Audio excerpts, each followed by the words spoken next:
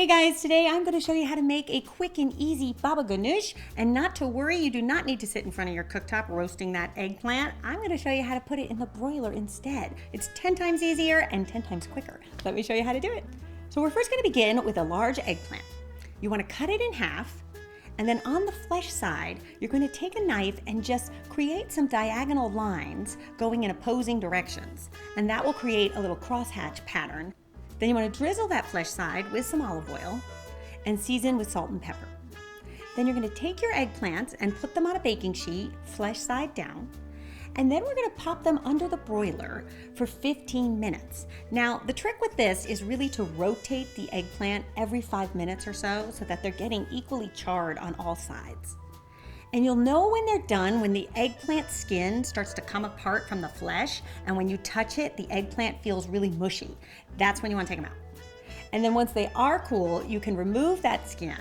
Then you're going to take the flesh of the eggplant and put it in a food processor. And then you're going to add 1 clove of garlic. I do think it's important to mince the garlic before you put it in the food processor. The lazy me sometimes would just take the cloves and pop them in there, but I would find that it didn't really mince up very well if you really want to distribute that flavor throughout. And then we're also going to add 2 tablespoons of fresh lemon juice, add a half a teaspoon of salt, and 1 tablespoon of fresh parsley. Then you can pulse that up, and I like to take it just where it's blended but not too pureed, because I like a baba ganoush that is a little bit chunky. Then you can transfer this mixture into a bowl, cover and refrigerate until ready to serve. Okay, now for the pita chips. I think it is well worth the effort to make your own pita chips. You will be surprised at how much more delicious they are. So you're gonna take 3 pitas, and I find the thinner pita works a bit better than the thicker pita, just because they'll end up crisping up a bit quicker, and they look a little bit more elegant. And we're gonna cut them in quarters, and then cut them in eighths, and that's all you have to do. And then you'll end up with a bunch of triangles. And then what I like to do is go in there and separate the pita, and then you'll have nice crunchy chips as opposed to 2-ply tough chips. Then you're gonna put all your little pita triangles in a large bowl, drizzle with a tablespoon of olive oil, and then just season to taste with salt and pepper. And then I think the secret ingredient is to add 1/8 of a teaspoon of ground cumin.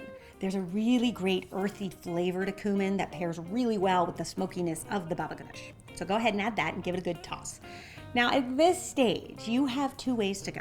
You can either spread this out on a baking sheet and pop in a 350-degree Fahrenheit oven for about 15 to 20 minutes. And you will want to rotate it midway just to make sure those pitas are getting browned on all sides. Or if you have an air fryer, homemade pita chips are the best things to make in them because it is so easy and so quick. You set it for about 6 minutes, check it at that point, give it a shake, and if you want them a little bit more browned, you go another 2 minutes.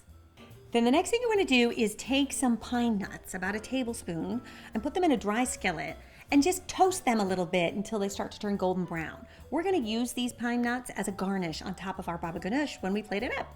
And then to serve, I like to transfer my baba ganoush into a bowl and then top with a drizzle of olive oil, sprinkle on those pine nuts, and then add a little sprinkle of fresh parsley.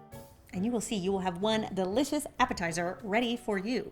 Now, if you'd like to learn how to make some homemade hummus, which would be a great companion dip to this, you can click the end card here. And if you want to learn how to make some delicious chicken brochettes with grilled zucchini, you can click that end card there. All right, you guys, I will see you back here next Saturday. Until then, be sure to subscribe for more quick and easy recipes.